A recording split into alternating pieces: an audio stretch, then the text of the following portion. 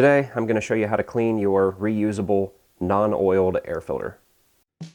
How to wire to video, how to make your own, how to make your own hardtop cart, how to change the oil, how to fix taillight problems, how to install, how to do a complete tune-up. I'm going to show you how to do that. These air filters are normally in this cone style like this, and most of them are, your typical brand like K&N or Airaid. You can see this one's fairly dirty. As you saw, this one came off of Project Renegade. There's also one on Project Dirty Willy. It's by Airaid, and that one's already been cleaned, so we're going to show you how to do this one here. And you just got to remove it from your vehicle, and that varies from different applications, but most of the time the filters are the same. And like I said before, these are the oilless or non-oiled style filters. So these ones you don't have to use a recharge kit or anything like that. What we need to do is get some of the hardware off of them. And again, this might be different from vehicle to vehicle. What you want to do is you want to knock most of the dirt out of the filter to start with.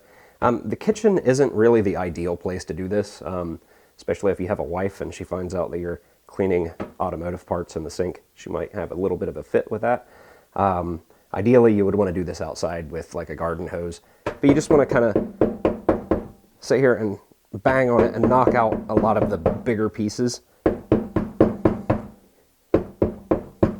then what I like to use is just simple green. It works fairly well for everything, and like I said, since I'm doing this inside, I wanted to make sure that it wasn't something that was going to be, really strong smelling.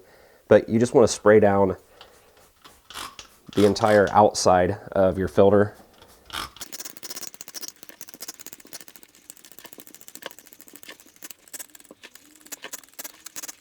You want to make sure you really get it soaked. And then you're basically just going to let that set for, like 10 minutes or so. So it's had a chance to soak for about 10 minutes. I'm not sure if that's, the exact amount of time you need to use, but I generally use about 10 minutes. You only want to spray the outside of the filter. I guess I should have said that at the beginning. But now we're going to flip the filter over and we're going to rinse it out. And you don't want to use anything with really, really high pressure. You just want to use like your faucet, like I'm going to use, or your garden hose or something like that. And we're just going to rinse it out. You can see some of the dirt coming out of there.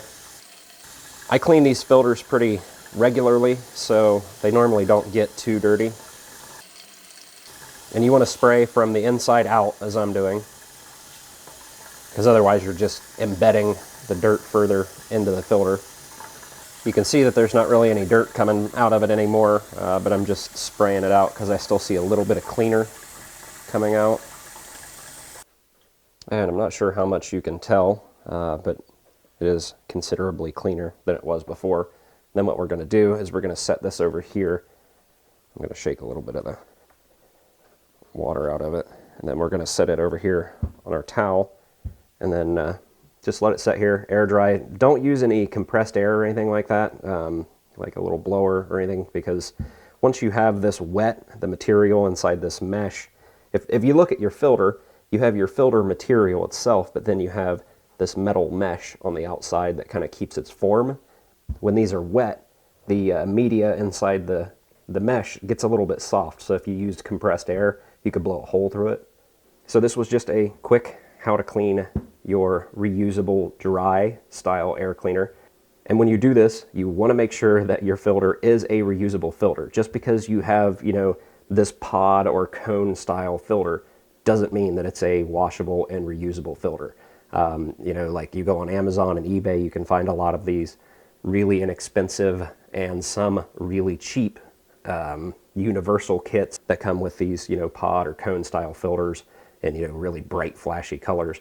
And a lot of those aren't reusable. You don't want to get those wet and then try to let them, dry and then reuse them. And once this air dries, then you can reinstall all of your hardware. And like I said, this will be different from vehicle to vehicle because of the applications and whatever system / setup that you have.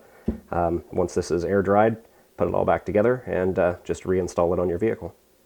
If you came across this video and you're not one of my subscribers or you're new to the channel, make sure to go over and check out my channel, check out a couple videos. I've got all kinds of different stuff in there. I've got the how-to videos. I've got, you know, build videos on project Jeeps and all kinds of different stuff, reviews, a little bit of everything. So go in there, check out a couple videos, and if you find a video that you like, hit the like button. If you have something to say, leave it down in the comments. And if you find a couple videos that you like, don't forget to subscribe to my channel.